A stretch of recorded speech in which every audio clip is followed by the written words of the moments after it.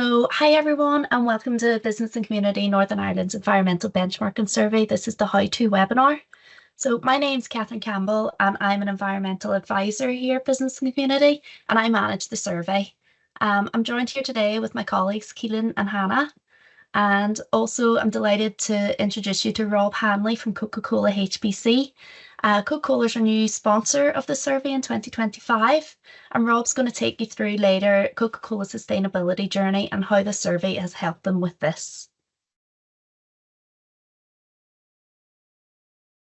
So this webinar is going to provide you with a general overview along with some guidance and tips on completing the survey.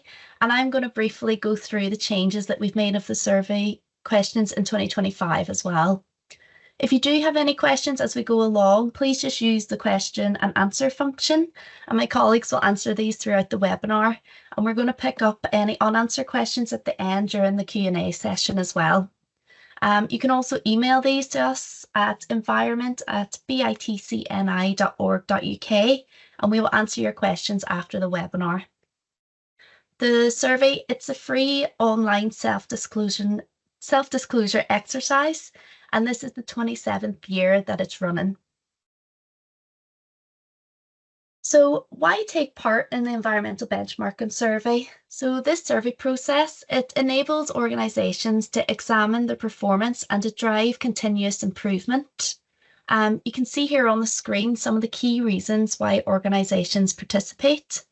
So you can set effective targets for improvement. You can self-assess your operational performance. It helps you to engage stakeholders. Data gathered through the survey can also support decision making. It can strengthen your organisational identity, and it's a unique and valuable opportunity to learn from what others in your sector and other organisations are doing to improve their environmental impacts, and you can learn from them as well. So the survey submission. The survey is open to all organisations in Northern Ireland, but you must be registered to participate. So if you're already a Business and Community member or have already completed the survey in the past, you'll automatically be invited to participate by email. And then once you're registered, your email will contain a unique link to access your survey. So if you haven't received this link yet, but you have already registered or completed the survey before, please just let me know after the webinar and I can get that sent over to you. And if this is your first time doing the survey and you don't have a link yet, please get in touch and we can get you set up and get the link sent over to you as well. So just want to talk about some key dates for us to remember. So the survey is now open. It opened on the 8th of April and it's open for participation. So the 13th of June is your deadline for informing us, the Business and Community, of your Bring a Business nomination. So what the Bring a Business initiative is, it asks our survey participants to encourage one of their key suppliers or contractors to take part in the survey this year. This is in an effort to challenge participants to work with their supply chains to improve environmental impact, and it's also an opportunity to gain bonus point marks. So you can get 1 mark if you introduce another business to the survey. You can get 2 bonus marks for helping the business to complete the survey, and you can get 3 bonus marks for having an ongoing mentoring relationship with this business, and you have to help them improve their environmental management and performance. So the survey, it's going to close on the 26th of June this year, and the results of the survey will be announced at our Environment and Climate Report launch event, and that's on the 25th of November. Also, you'll see here nominations for the George Dawson Award. So these nominations close on the 16th of October. And the George Dawson Award, it's an annual recognition award, and it celebrates an individual's contribution to improving the environmental performance of their organisation. So colleagues can nominate someone from within their own organisation.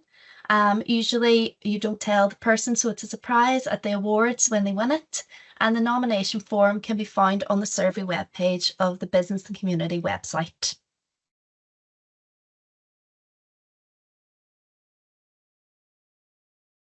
And then just want to talk a bit about the small business survey. So the Small Business Survey, it's open to organisations with less than 50 employees. Now, last year it was 25, but we've now adjusted this and changed it to less than 50, and that's just to align with the EU definition of a small business. And what it is, it's a shortened version of the main survey, and there is an award for the top performing small business as well. And then when we're looking at scoring for the survey, so organisations taking part are awarded platinum, gold, silver, bronze, and green. And you can see the rankings there on the screen. So the higher the overall score, the higher the organisation will rank. All participants do receive a certificate regardless of their score and can use the survey branding on their company's materials. Your individual score is not made public. No one will know what you score. They'll just know where you've ranked in terms of platinum, gold, etc. So participants completing the small business survey can achieve a top level of silver if you do the small business.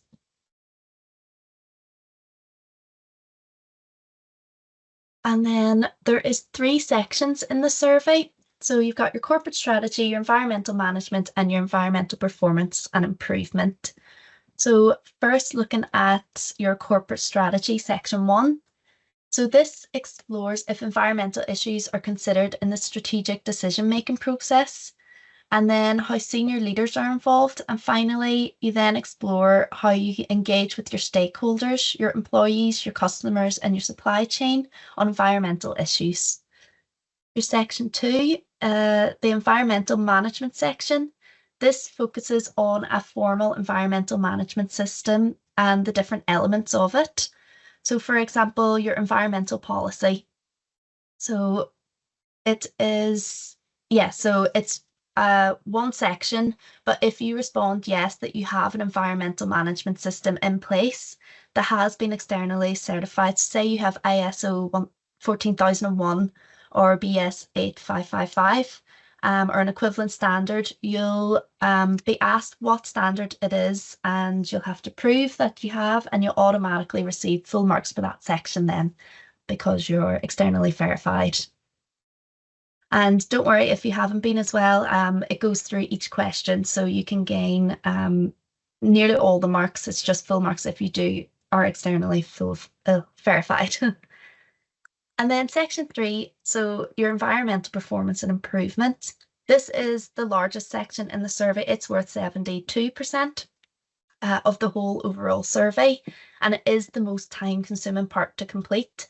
The questions in this section have been grouped under key environmental impacts. So when you think of your climate and carbon, there's a section on circular economy and resource use, your additional impacts, your nature and biodiversity, and then your environmental performance and improvement. So just bear in mind when you're filling out the survey, this is the longest section, and to leave some time to get through that section. And then in order to keep the survey relevant and challenging, we do review it each year, and this is in consultation with our funders and our stakeholders. So there have been some changes to the following questions in 25. So we've made some slight changes to the wording of the questions this year in several sections. Some existing multiple choice questions, they now have additional answers, and these just challenge participants on their level of activity in that area. We've also added a couple new questions to the resource efficiency and circular economy section. And then also we have looked at the platform this year, and it's been reviewed and updated, and it just makes it easier to navigate and more user-friendly for this year's survey. So I'm going to now try and pull over Lime Survey here. I just want to show you you can see that okay? Yeah, perfect. So this is actually our Lime Survey platform here. So this is what you'll fill the survey out in. So I'll just go through a couple of pages, just want to point out a couple of things. So you see along the top here, this is the percentage of how far through you are, your progress. Your organization name, I want to just point out that what you write in here is what's going to go on your certificate and your trophy. So when you're filling this out, if you can please fill it out exactly how you would like it to appear, because that's the name that we go off then. And just down here, here. So this is the small business survey I was talking about. So if you have 49 or less employees, you will click yes, and then this will adjust the survey so that not all the questions that are applicable to you will come up. And just want to point out as well, so when you press next, it'll save. So it won't let me go through at the moment because it's not filled out, but it will save your progress every time you go to the next page. However, if you do want to go out of the survey and you've only half filled a page, you can go up to this resume later and that will save all your information. And then I just want to take you down. So this is the bonus question that I was talking about. So when you fill this in, you also just have to fill out bring the business invite template. You can send that to your business that you're inviting, and also you have to just let us know, a business community, that you've done this as well, so that we can check that they have completed it this year, and you'll get your bonus marks if they have completed it. And then finally, just the last page I want to bring your attention to as well.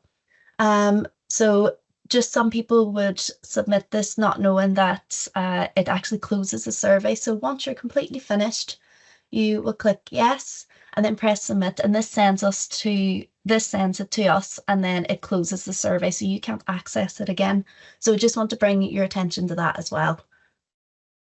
So hopefully that shows you a bit of what the survey looks like. If you do have any problems at all, you can get in touch with me. I have no problem helping you out with that as well.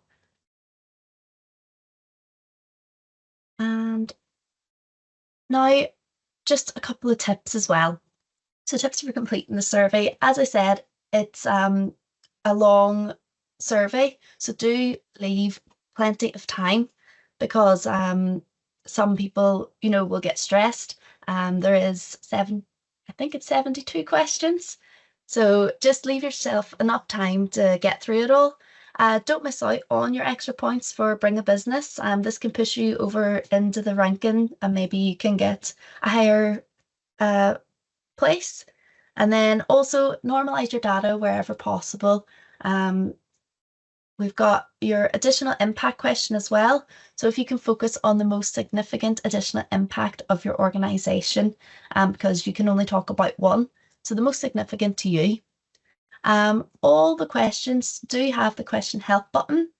And if you click on that, that'll bring up our guidance notes, and they will talk you through the section as well. And as I showed you there, you can save as you go, and you can return to your survey at any time before submitting. You don't have to do it all at once.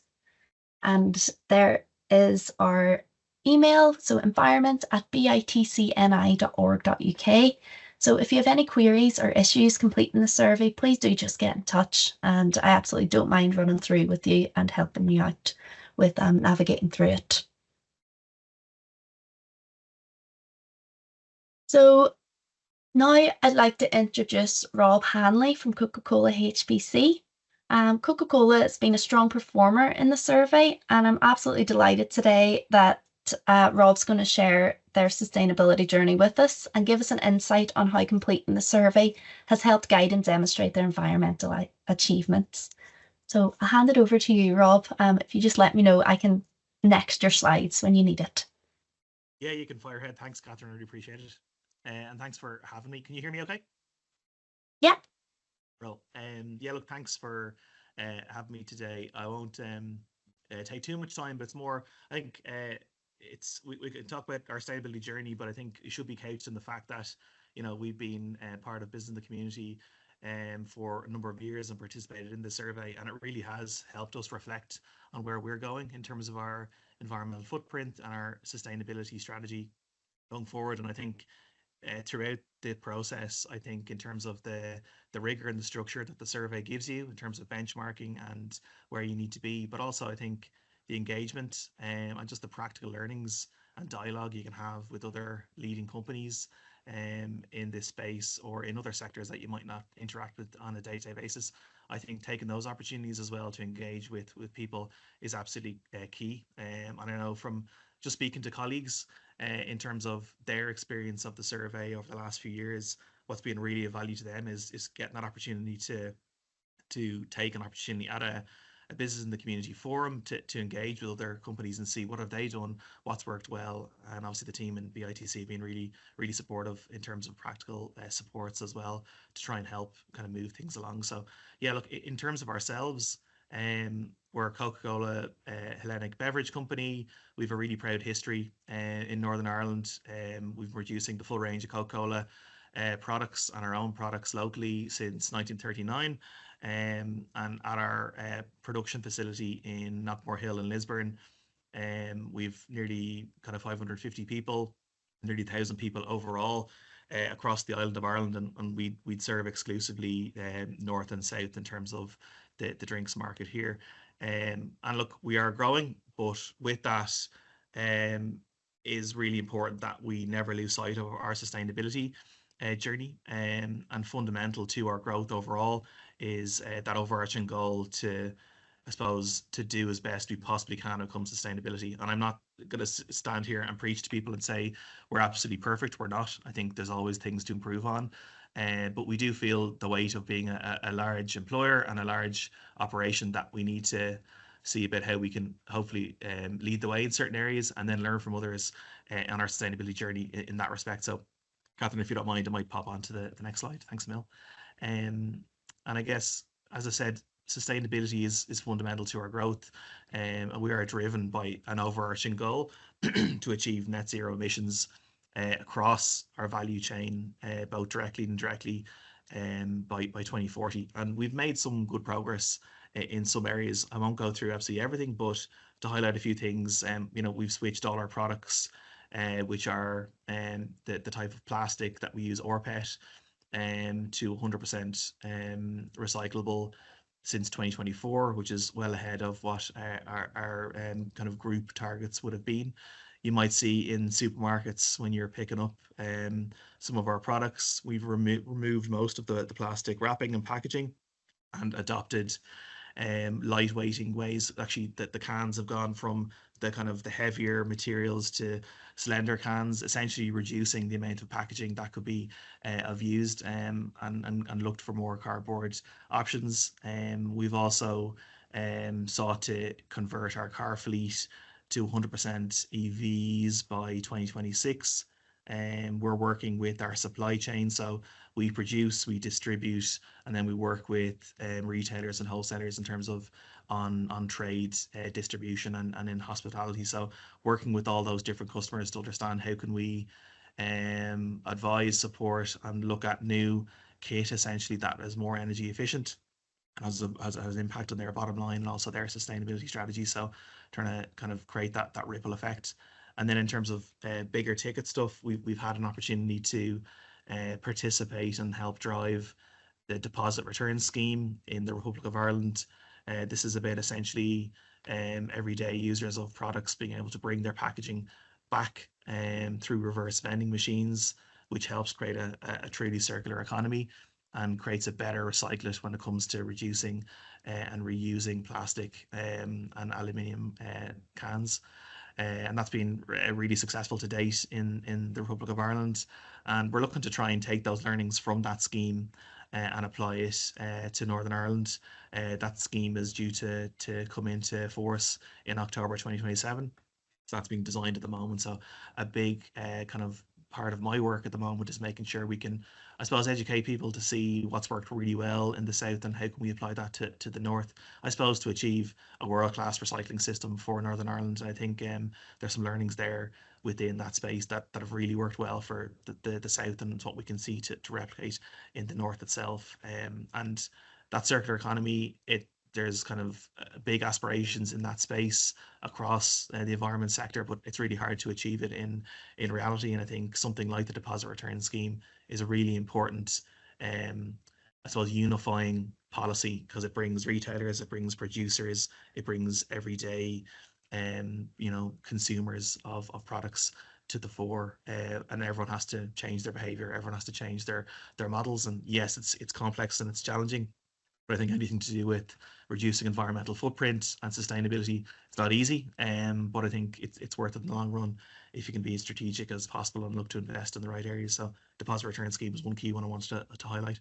And then in terms of more on the generation side, we are looking to fully source biomethane on our site in Knockmore in Lisburn, to move away from that fossil fuel use, so we can be more aligned to a renewable future. So that's very much in train, and we'll be in a position to move on stream fully from end of this year, early into next year, which is great. So there'll be more on that for sure.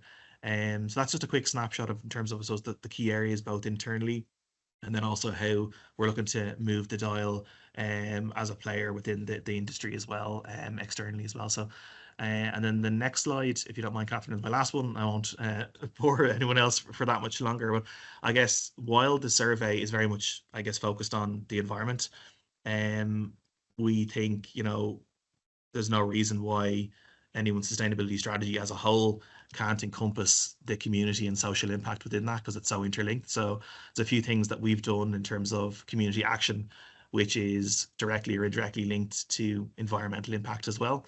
And I think it's all part and threaded within our sustainability strategies as well. So we have a thank you fund which supports projects of all different types, including environmental leadership for young people with Youth Action NI to help deliver that program for a number of years.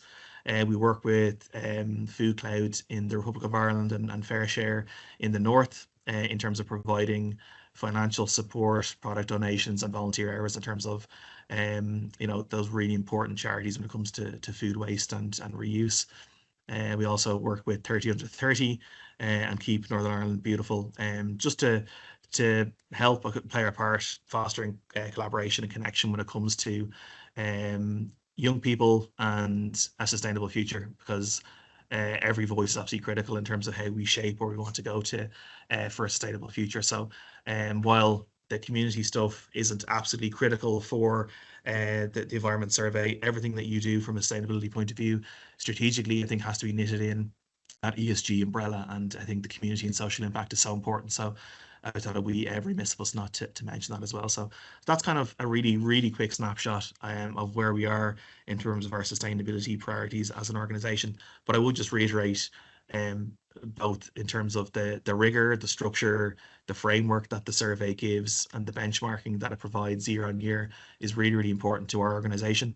But I know also it's the collaboration, and it's looking to see what innovation is coming down the corner that we could looking to replicate or learn from other organizations, of which there are so many interesting and inspiring ones across the north in different sectors, not just ones that we operate in. So I think the benefit of business in the community and also the survey enable to interact and actually find like-minded goals and innovating together and collaborating together is really, really important. So I think the survey has been so important to us in that respect. So yeah, that's kind of also a snapshot, if that's helpful. Thanks.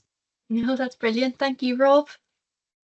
That brings us to a close. So thank you all for joining us today for the How To webinar.